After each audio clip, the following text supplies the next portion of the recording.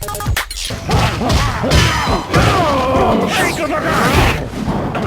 this is Jeff Haynes, editor on the IGN PlayStation team, and this is the video review for Mortal Kombat Armageddon.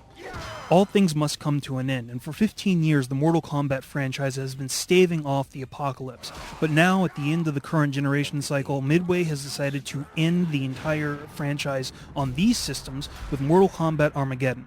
One of the modes that returns in Armageddon is Conquest mode, which has actually been redone in the style of Shaolin monks. You play as Taven, a demigod from Edenia who is placed in suspended animation in order to prevent the impending apocalypse when the time comes. However, as all things go in the Mortal Kombat universe, you discover that that quest isn't exactly as it seems, and as you continue along your path to find out exactly what has been going on, you discover treachery by your brother, a lot of surprises from your family, and an impending disaster that you may or may not be able to avoid. Taven has a lot of abilities that are very specialized to him that he gets through training novelists, such as the ability to freeze time and the ability to pound on the ground and disperse his enemies around him. Throwing enemies away is one of the key points, as well as fighting a lot of the familiar faces that you find from the Mortal Kombat series. However, because this is Conquest mode, you're not actually going to be able to perform the standard fatalities that you find in the standard Mortal Kombat fight scene, and you're also going to find a lot of them supposedly trying to return for a secondary appearance and never ever cropping up again, which is a little bit of a disappointment. On the other hand, there are a lot of the other features that you may have seen in other Mortal Kombat console games. For instance, diversions wind up returning as well in the form of Motor Combat, a kart racer set in the Mortal Kombat universe. This kart racer has 5 tracks and 10 of your favorite characters ranging from Boraicho and Johnny Cage to Sub-Zero and Scorpion. While it's an interesting diversion and it's one of those things that you'll wind up playing with every now and then, you'll probably go through each one of the 5 levels once or twice, and most likely never returning to it ever again. The crypt winds up returning as well, and while it's a smaller version of the crypt that you've seen in previous Mortal Kombat console games, it does have a lot of Mortal Kombat Armageddon specific information, such as sketches, Mortal Kombat movies and bloopers, and even songs from the various stages themselves. Speaking of the game, combat mode returns and it's bigger and better than ever. There are easily 58 out of 62 characters that are initially available to you, which can sometimes be a little bit overwhelming at first glance. But once you get into it, you actually understand exactly how it's framed. Most of the men are up at the top, the ladies are following them, and then the boss or monster characters take up space at the bottom. If you're a veteran of Deception or Deadly Alliance, you'll notice a couple of changes that have been placed into Armageddon itself. For instance, one new feature is the ability to parry an incoming attack. By holding back and hitting the block button at the same time, you can essentially spin your opponent around, giving you a free opportunity to perform a combo, a throw, or possibly juggle them up in the air.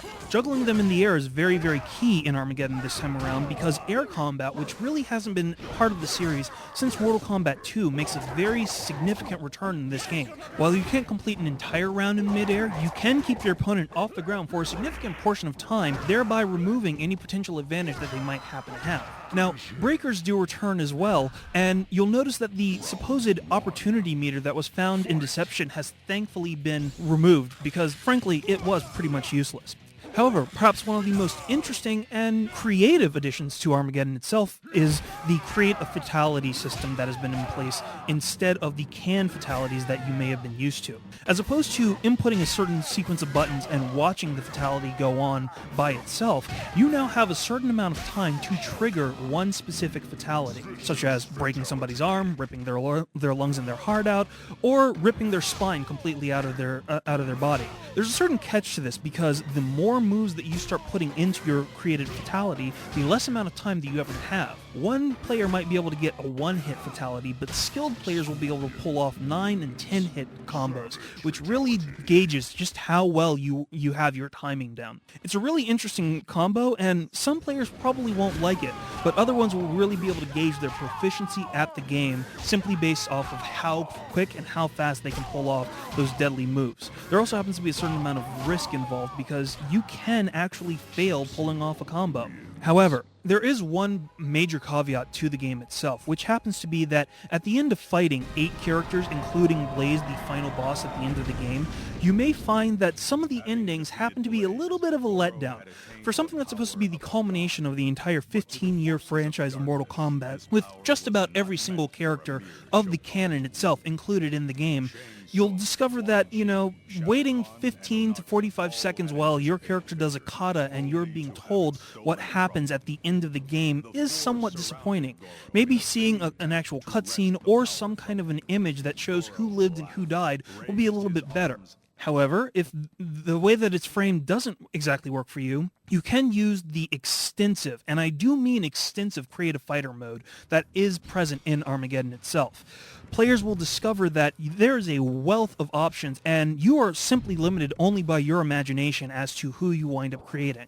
We've created the Hulk, other historical characters or comic book characters. We've even created co-workers by themselves by making their physical appearance, any additional weapons or armor that they might wind up wearing, and particularly their bio. So we can actually make our own legendary fighters and pit them against each other to see who is the best fighter or the best Mortal Kombat player in the office itself. And you will too. But you'll also be able to take these created fighters and pit them not only against the 62 characters in the game, but against other players online, as well as taking the motor combat mode online as well.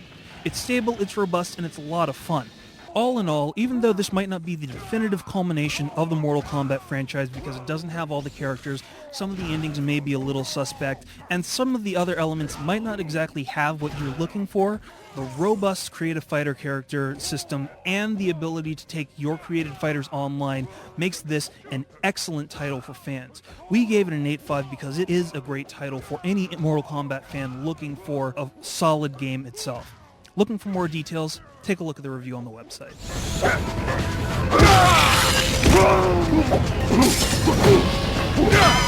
Finish him!